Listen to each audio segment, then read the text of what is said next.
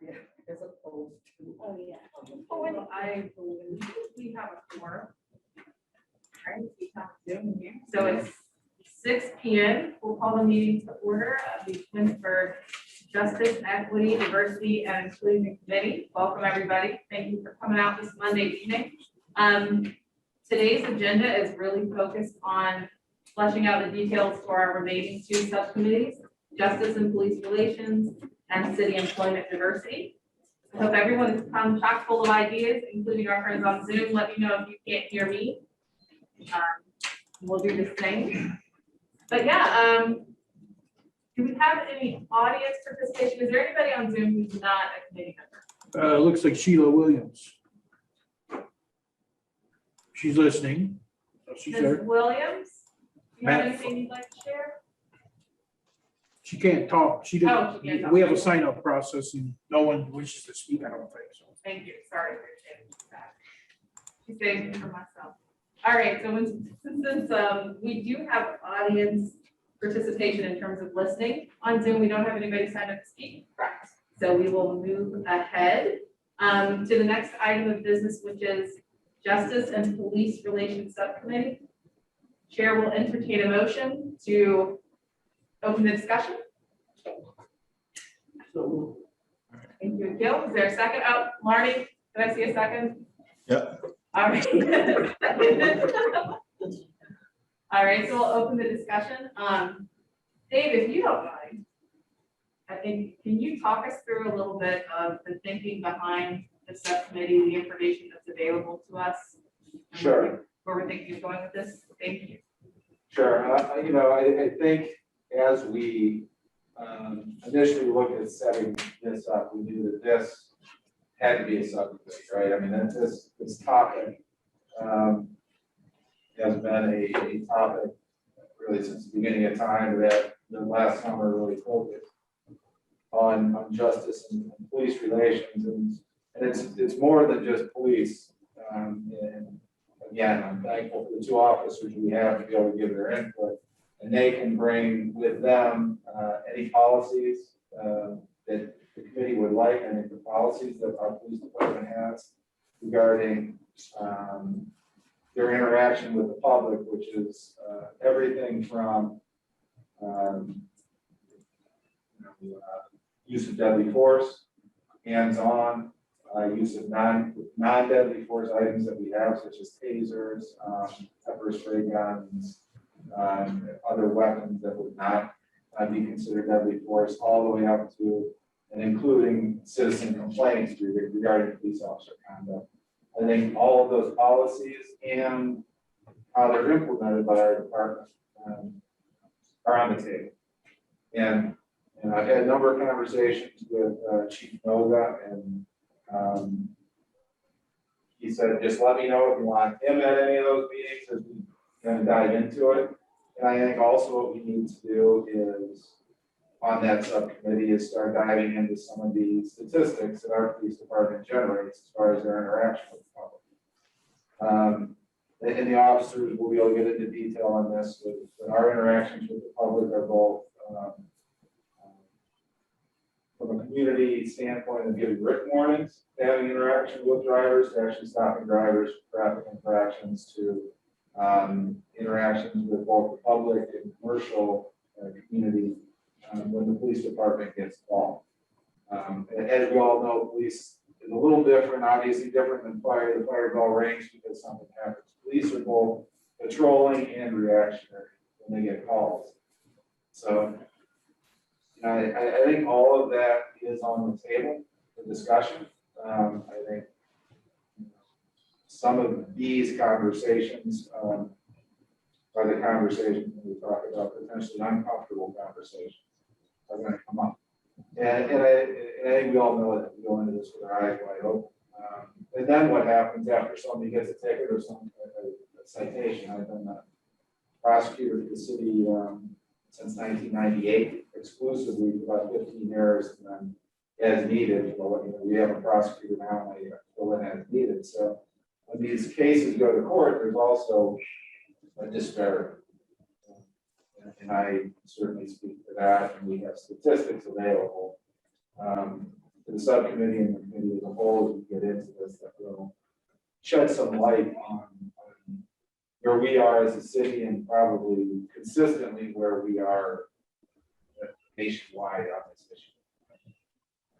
That's a lot general, but this committee, I feel, this subcommittee, I feel we can have a lot of numbers to look at when you're looking at. And I think I'm gonna guess, I think we're in the neighborhood of 22,000 to 2,500 citations, maybe a year that the city of Twinsburg handles. So I mean, it's a lot of data to go. We'll do our best. I've been in the process of getting some of that data. We'll do our best to get you guys whatever you need and would like to look at. Thank you. Unless anyone is opposed, I think we'll just kind of round robin it the way we did with our last discussion. Let everybody have some input and then try to distill it down. Although I will say, I may push you to kind of comment a little bit faster because we have two subcommittees to work through tonight. If that's all right. Maureen, you mind start? I'm not sure where to start, but I'm willing to serve on this committee, just to look at this data. Okay. Yeah, I'm glad that we did talk about, you know, this goal, you know, regarding the police department, because when I worked for another municipality, I was clerk of courts. So I know a lot about what the police officers do and what they should not do, and then get the fines and collective money and all of that, and it's really interesting. And I'm so sorry that I won't be on that one. I'm on another committee, but the Twinsburg Police Department, along with the city of Twinsburg, did a great job and really stepped up to the plate to protect us. So I have nothing but good things to say about our police department. Very. Yeah, thanks. You know, for me, I think this area is probably the least involved that I've been in the city. I mean, I spent a lot of time with the community relations side and a lot on the employment side with Michael. I know when I first took office, Dave and I spent some time talking about this, but I think for me, I look forward to, we looked at some of the data. I get more concentrated on statistical stuff in terms of just overall ticket or, you know, violations and all the different things that we do as a police department, but really looking down and seeing who we're impacting by those was going to be interesting for me. And I kind of look forward to what we put together and what the group looks at. Because, you know, like I said, I think this particular area is real important. And for me, it's just something that we haven't, or I haven't looked at. I know Dave spent years doing this and looking at some of this statistical data, but I'm always seems to be on the kind of the community relations side or on the employment side, because that's what I deal with on a daily basis. Great, thank you. Michael? Thank you. So, you know, I'm very interested in, you know, learning as much as I can about this subcommittee and the work that they're going to be doing. I think it's important that all of our subcommittees are kind of well-rounded with each other and kind of interacting with each other. I think that, you know, justice and police relations is important just in this day and age, and how, you know, we're interacting, whether it's reactionary or not, to what's going on in our communities all over the place, and to make sure that, you know, Twinsburg does not fall in line with some of the other cities that we see, you know, more of this disparity and more of, you know, police brutality, that kind of thing going on, and what we can do as a committee and subcommittee to kind of make sure that that does not happen. So I'm very much interested in the statistics that they have, and again, I'm you know, kind of pushed to the employment side of things, but it's good to kind of learn all aspects of it. So, like I said, I'm real happy about it. Just this being a subcommittee by itself, and to be able to focus on it. So. And Crystal, before I come to you, I do want to reiterate, just because you're on a subcommittee doesn't mean you can't float. So I want to be real clear about that. All ideas are welcome at all times. All right, Dave, I'm gonna skip you since you were first. Crystal? I think we talked in a previous meeting about the fact that I think there are a number of questions that we have for the community, for all of these subcommittees, and I think we need to probably, I just always work in Google Docs, so we can get multiple things done at one time, like multiple people can start to work on it, and we can come back and already have made some traction. But we need to start compiling a list of what are those questions that we have for the community. And one of the questions for this subcommittee is there a problem with relationship with the law enforcement in the community? Do we need to do some relationship improvement? I don't know until we ask the community and find out whether we do some kind of perception analysis.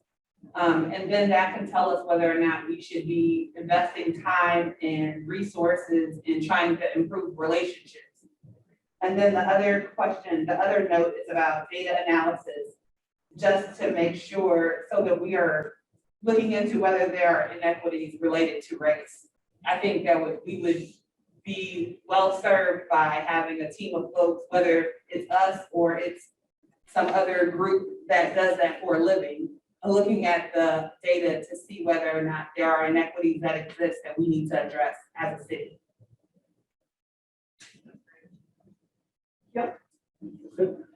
So the only thing I would say is just making sure that we set our benchmark for excellence in this committee and doing it so that we become kind of like a model community for what other communities could do. As we gather the data and then we put it back out to the community in a way that it shows that we really took some time to think about it and put some solutions in place that will be impactful, not just for the residents, but also for the staff and for the officers. And really is a great synergy that can work hand in hand with. So I will jump in just to say that I think everybody here touched on something I was gonna say. So all I would add is, you know, this committee almost more than any of the others seems to beg data analysis from day one, right? So I think whoever's chairing this subcommittee, whoever kind of the driving membership is made up of, should really focus on, is this the first place we want to start for one of those RFPs, right? Is this the best place to bring in somebody from the outside to look at this data? And I think that's a question that really can't be answered until you know what data is on the table. But I do think that probably even more than the community subcommittee, this one almost begs that type of analysis. That's my input. I think one of the keys is trying to establish trust and dialogue from the beginning. So going to the community, asking those questions, but also trying to be as transparent as possible. Even doing things like having like a listening session, allowing for the community and our police department to listen to one another and hear from one another. Those are keys. Coming from education, I always feel that educating one another on some of these issues is very, very important. But I feel that the community is only going to believe that we're being sincere if we not only try to be as transparent as possible, but actually do something with the data that we're getting and things of that nature. So I think those are important. Andrew? I don't think I have anything to add. It's going, my only thought when you're talking about, I guess I do want to add. My only thought is that you're dealing with the police department, it's going to be important for the police department to be involved in the conversation. Because if we're asking them to inform, you know, they have bargaining agreements, they have all these other things that go in effect that, you know, there's levels and it's a little bit harder to break through, especially if somebody's feeling attacked. So I think that that's the only thing that you have, you know, have to be mindful of and make sure that the police are going to be involved with our recommendations and have a say especially, you know, their union. You can't just go, the unions are tough. So. Marnie? It's got a little lag, he says. A little lag. I believe that open dialogue, like a number of us have said, is going to be key. And like we said, find those questions that are answered, find out, what problems, the things that can be addressed individually. And it might be something that the whole community has additional or the same concerns with, or it might be some that the community doesn't. So I believe, just having an open dialogue, being open to listen, is going to be really huge in this. I'm very fortunate to be a community member and obviously an officer. So, I have different viewpoints from both sides. So I look forward to kind of add and input those and be open with everything. Thank you. Emmanuel? Yes, I think most of you have said a lot already. One of the things that I believe I met with Chief Noga last year when all these things starts, and George Floyd, and I contact the mayor, how can we make sure that our community actually knows our police, or the police, stop. I see Lenny and the other police, they come through my neighborhood. I don't know anybody. I don't know any of the police. I think for me, I want to connect to my police officers. I want to know them. And also, that relationship that we got to build, it's gonna be built on trust. So I want to see also what kind of training our police receive. I believe that they receive good training, but I want our police here in Twinsburg to be an example to other cities. So that's one of the things that has been dear to my heart, is to set some kind of example that other city, when they say, hey, this is really, really cool. We want to learn from our Twinsburg police, or our Twinsburg community, the way we work together. So there's a lot of things that need to be done, but I know that this is the start. I know that we have the resources, we have the brain, and then the capacity, the resources here to do this. So I'm looking forward to seeing what's next. Great, thank you, man. Last but not least, Jeremy. Well, you guys have all had some great input, and I think what myself and Larnie can bring to the table, as much as some of those things that you guys are unsure about, as far as like Emmanuel just mentioned with our training practices, some of the things with the policies we have in place already. Dad is going to tell you a lot of things. And those type of statistics are going to tell you a lot of things. But I think what is telling for our police department is we're always trying to improve. We're open to improvement, and having those officers in place that want to be part of this and part of positive change, strong community relations. I believe it was maybe Crystal that sparked the conversation of, well, is there an issue in the community? Do we know that? Do we need to focus on that? Can we do something to figure out if there is a big disconnect between our police and our community? Because I think that would be very telling as well. I think there are definitely ways in which the department could improve upon those community relations and kind of display their officers more so through social media, like everything's displayed nowadays, because we have some unique officers doing a lot of great things for this community. And it would be very easy to get that information out of not only how well they're being trained, but the additional things that officers are doing. But it's going to be exciting to go through. So I look forward to it.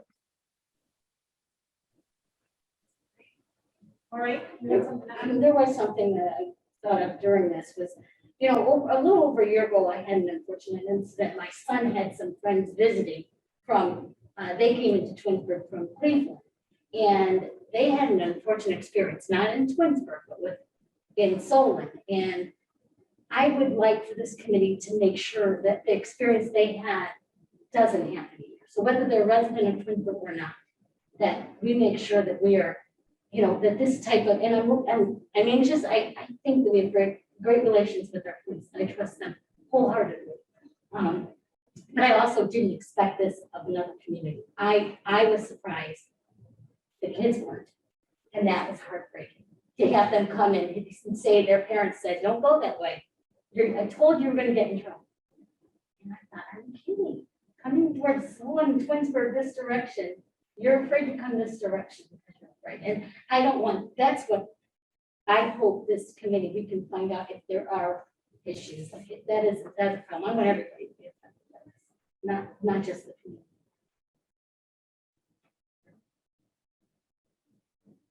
Go ahead. Yeah, Andrew, you kind of hit it right on the head, I think, when you talk about engaging police officers, because, you know, thinking back, I take opportunities that I've gone and trained with them with guns and room clearing and a lot of different things. And I went through a training, you know, we have pepper ball guns that now we have at the city. There's different things that they use from a tactical standpoint that I would have never known the mindset of what the officers are actually thinking at that time and what they could be used for. My head always went to kind of the worst scenario in terms of it. And I'm trying to explain, but I think, you know, we had an issue where we just painted all of our cars and there were posts out there about they're so dark, and why it's so dark, they should be bright so everyone can see it and this, and I'm like, and then one of my officers said, you know, to be honest with you, when I get in my car, I lean the seat back so that my head is behind that rail between the windows, so that if I'm at a stoplight, I'm protected. And so it's just a different, I think, mindset that a lot of us don't understand.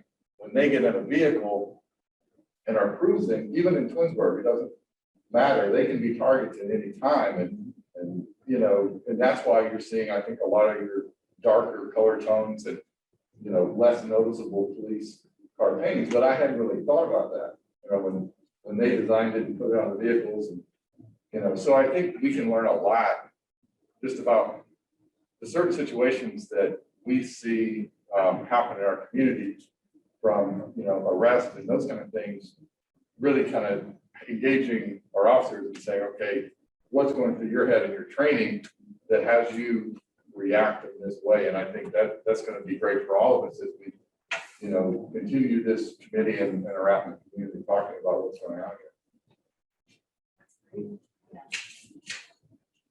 So kind of distilling down what everybody said, we've heard data as a point, community, involvement, relations, and conversations, kind of all in one, and then community policing, right? Knowing our officers, making sure the community knows who's policing them, and then training. Did anybody else hear the bullet point that jumped out from those comments that I missed? Right. So it sounds like we have at least 4 solid, I won't call them goals and objectives yet, but 4 solid areas for this subcommittee. At this time, the chair will entertain a volunteer for the position of chair. Jeffrey, thank you. All right, so Jeffrey will be chairing the Police or Justice and Police Relations Committee. Thank you. Who are the folks who would like to serve on that committee? Dave, Maureen, Emmanuel, thank you. Both of our officers, you guys are kind of stuck on there, so we've got you. Arnie was on another committee, but he's also going to be on this one. Okay. I would also like to serve on this committee. Anybody else? All right, and as always, it's not a closed committee, so if you want to show up, show up. Jeffrey, I will share my notes. was writing that on something. So. Awesome. Here, okay, so record time, you guys. All right, so moving on to the next item on our agenda, which is City Employment Diversity Subcommittee. Michael, do you mind if I kind of kick it to you to give us an overview? Absolutely. Thank you. So, of course, I'm excited about this subcommittee, especially coming in as the new director of HR. I could probably say that for another couple of months. It's still that. Right. So I think this committee, the drive of this committee will really be to take a look at our employee base and you know, look at thoughts of how to make our employee base look like ours. To bring in more diverse employees into the city workforce, but to then also work on how to include them into the different departments that we have and to the work that we have to do. Today we rolled out an actual diversity training for the city. It started with our department. So I just trained 24 department heads and assistants today on diversity and inclusion.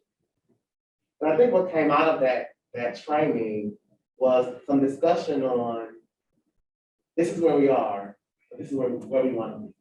And a consistent message across the board when it comes to departments.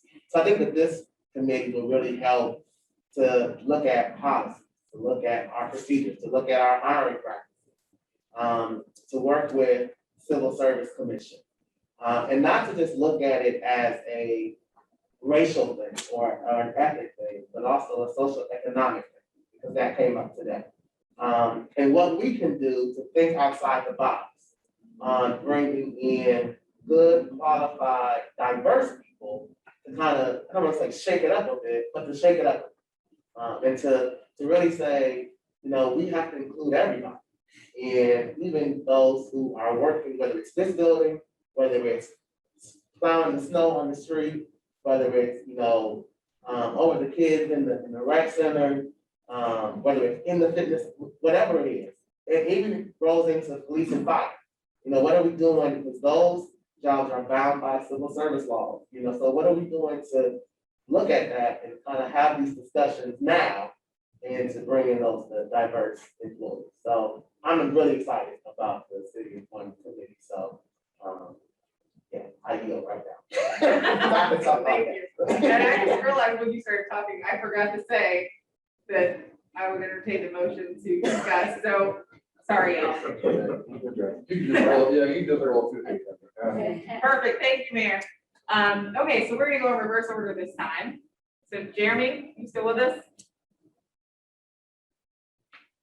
Yes, I am. You want to share your thoughts? Well, I know that it has been a big emphasis for years. I've not been there a terribly long time, but I know there was, you know, a large push for years to get a more diverse workplace. However, since the day I took the test, we capped it at 150 people and 150 people took the test. Since then, there's not been more than, you know, probably anywhere between 30 and 40 people that even take the test. So we're having a problem there with getting turnout. We've tried to adjust some things, make it more accommodating for people coming from out of town to take the test, to do like the PT, the test all in one day. I think we're hitting like the major academies in the area very well, but possibly not good enough. I think, you know, as always, I'm usually a guy that thinks there's more that can be done. And I think everything has to be evaluated when it comes to, you know, the hiring practices. And, you know, obviously there's a large group of people that don't want to do this job right now at all. And you see that in the past 6 years of the tests that we put on, the numbers steadily decreasing as turnout. So what are we doing to become more appealing of a city to hire police officers when a lot of people simply don't want to do this job? Police officers lead the way in so many horrible categories that I won't get into, but we're right up there with all the major bad issues when it's related to workplace, issues and our own personal health. So a lot of people just don't want to do this job, but I think there's ways in which we can bridge that gap and get people excited about coming to apply for Twinsburg again. Thank you. Emmanuel? Yeah, Jeremy, I'm just going back to you and with a quick question on that. Do we have some kind of like I won't call it incentive. Let's say you will train or you become a police officer, we will pay for education to get an associate degree or a bachelor degree, something like that. Do we have any kind of like process like that for our city? Within the city, you can get paid to do additional schooling and get that schooling paid for while you're employed. Yes, but I think you're maybe more along the lines of like a internship / transition process, possibly. Is that what you mean? Yes, that's correct. Yeah. And that's, I think me and Larnie have discussed this about trying to recruit more hometown people. They're proud of the city they grew up in and they want to serve the city. And personally, we don't want those people leaving elsewhere to go, serve somewhere else. Let's keep them home and try to create some transition process for them, scholarship, whatever we might be able to do to try to help out in that. I think that's exactly that would be perfect. Just to look in our city and see who want to join you guys, and how can we incite them? How can we get them excited to be with you guys and to join, just to learn from you guys, and then get into academy. Eventually, they can have associate degree, they can have a college degree. I think that will be one thing that I hope that we can put effort toward in the future. I hope so as well. That's for me. Thank you, Emmanuel. Larnie? I believe that I actually believe that these are other two subcommittees, the community outreach as well as the community police relations. I think that'll have a lot of positive input, I guess, on this community, I guess, with data that's collected as far as and I know I look a lot from the police perspective, but I know we're still looking at the city.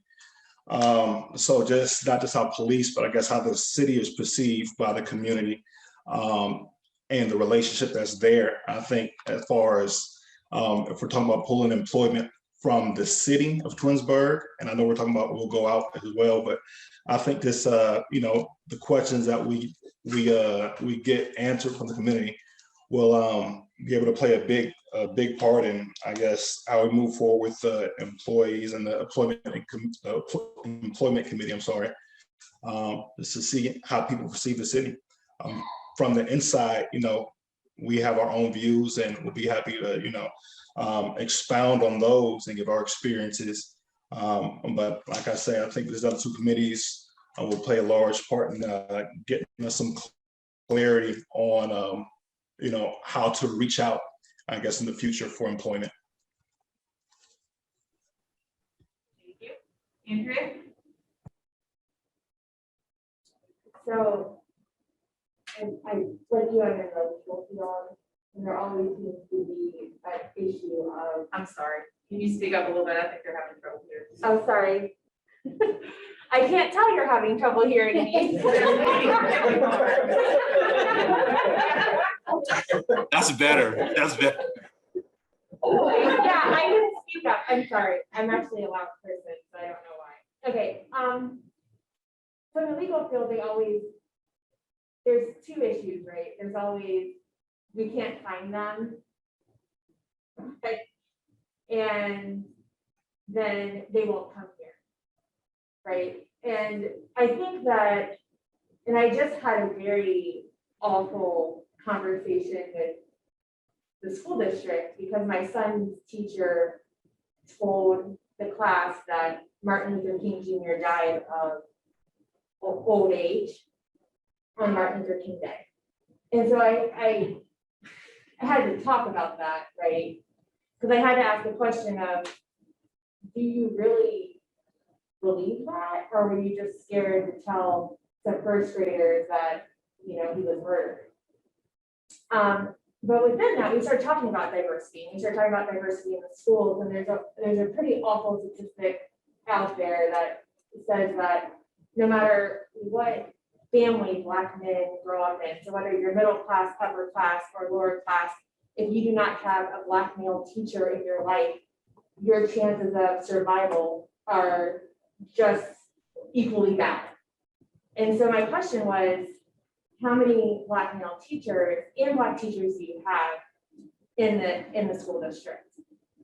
And after silent period, it went back to those two things. We can't find them and they won't come here. And I hear that when you're talking again, if you pay, they will come. If you go out and recruit where HBCUs are, where the top, it's all about recruitment, and it's about pay, and it's about getting, having community jobs and services that will entice minorities to be here. For example, I grew up in Worcester. There are no Black barber shops in Worcester. There are no Black beauty salons in Worcester.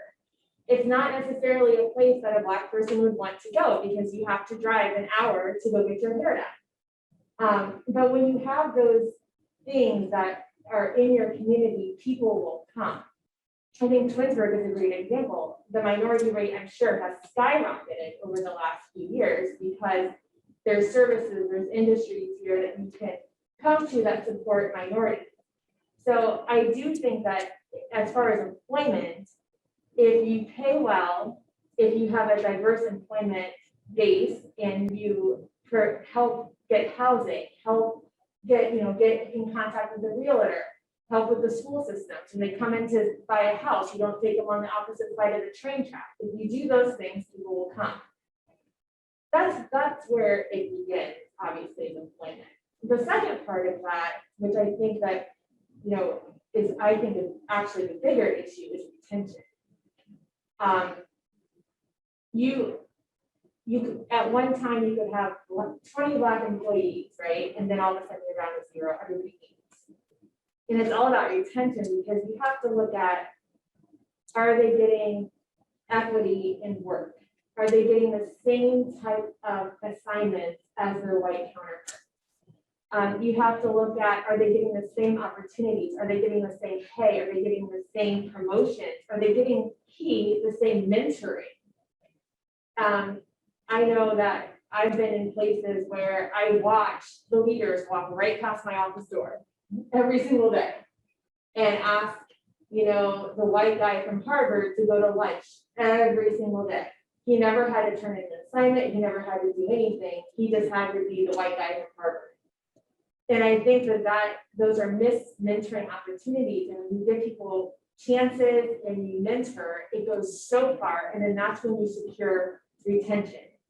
So I think employment, hiring a minority, I think is the easiest thing to do. I think the harder thing is getting people to stay and making sure that once they're in, they have the assignments, they have the pay, they have the promotions, they have the mentoring, they have the work training, they have everything that they need to succeed. And once you get one, they go out everybody goes out and tells your friends, you want to come here, you want to be here. They invest in your future, in your life, in your family. And I think that that is really a key aspect of employment. It's the same reasons why, you know, everybody stays at their workspace.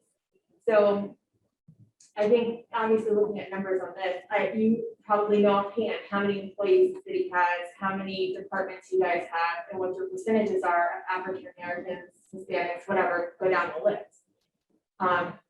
I think the harder part is getting into where are we going to recruit more, and then once they're here, how are we going to support the minorities that come? What can we do? And it's about housing, it's about schooling, it's about all of that goes into having a good workforce. That's all I had. Did you guys hear all that? I didn't need to rewind it. Lots of great points. Lots of great points. Loved it. Very good. Okay, Thank you, Andrea. and I apologize for not being here 2 weeks ago. I couldn't do it. I think you just made up for it. Okay. It sounds like what you're talking about is the inclusion part, you know, like once you're here, how do you feel like you're included, like you're part of the community or part of the workforce or what have you? That was one of the things that I mentioned as well. I said that in one word. Yes, that's it. Bringing more diverse employers into the city. Does the city play a role as far as the diversity of companies that are already located in Twinsburg? You know, like encouraging them to become more diverse? Part of this group is my hope that we can then encourage that throughout our business community. As we see more of the growth of this committee and it starts moving into our community and what we're doing, my hope is that this committee will be known by our residents, by our business community, you know, by our kids, by our school district. I mean, that's kind of my hope. There's nothing that we do right now that I guess engages our businesses and looks at their employee base and the statistical part of their employee base. Well, Sure. I don't know how to start. I'm just gonna interject with the fact that it's 6:42 p.m. Hey, when you guys get contracts though, when you look at like when you guys go out to look for people to help the city, RFPs, on there, do you request a diverse company Well, and look at their, you're talking about city contracts Yeah. as compared to companies private companies that move to the city. Right. And we don't. I mean, we go out for RFPs, we basically put out bid specs. And we take the lowest the best bidder, and it's almost always the lowest on that. And we just put out bid specs on the project. We don't.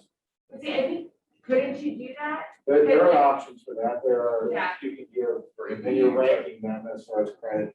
Absolutely. Yeah, because I know that one of the huge things for my company that has been those RFPs that basically large companies are saying, if you do not have a diverse employee working on this, we will not, absolutely will not use you.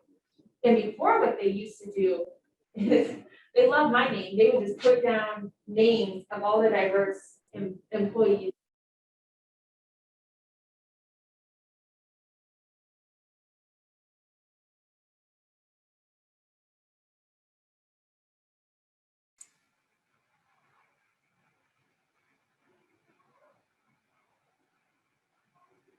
Looks like the voice is gone now. We can't hear anything. I can't hear anything either.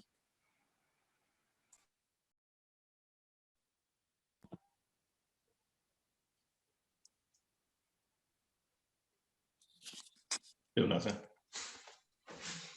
Yeah, still nothing.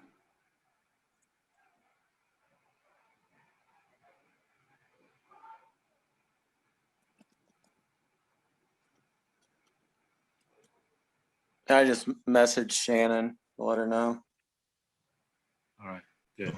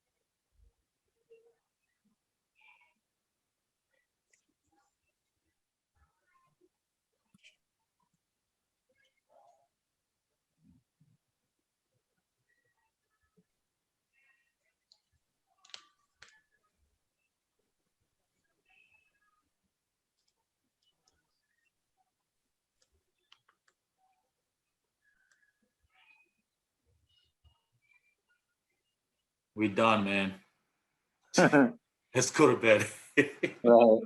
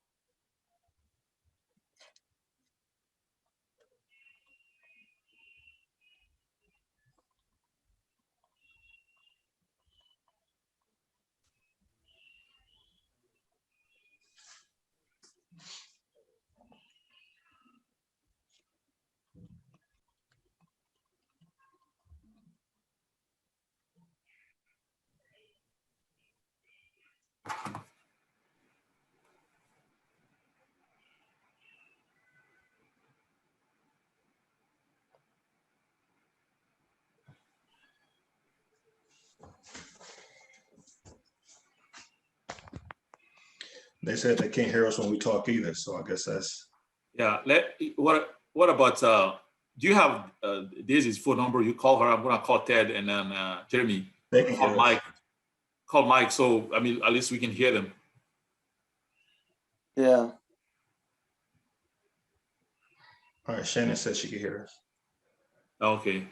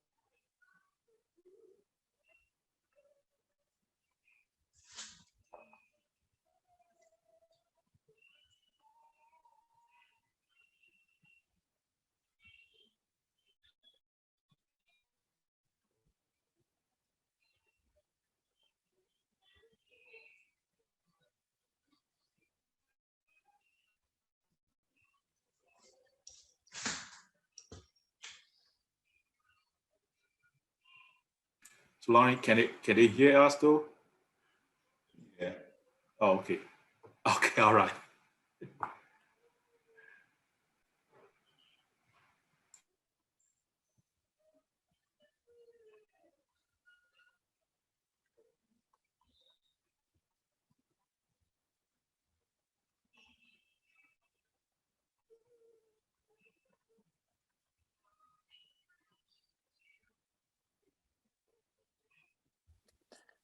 Shana said for us to try logging off and then log back on, so.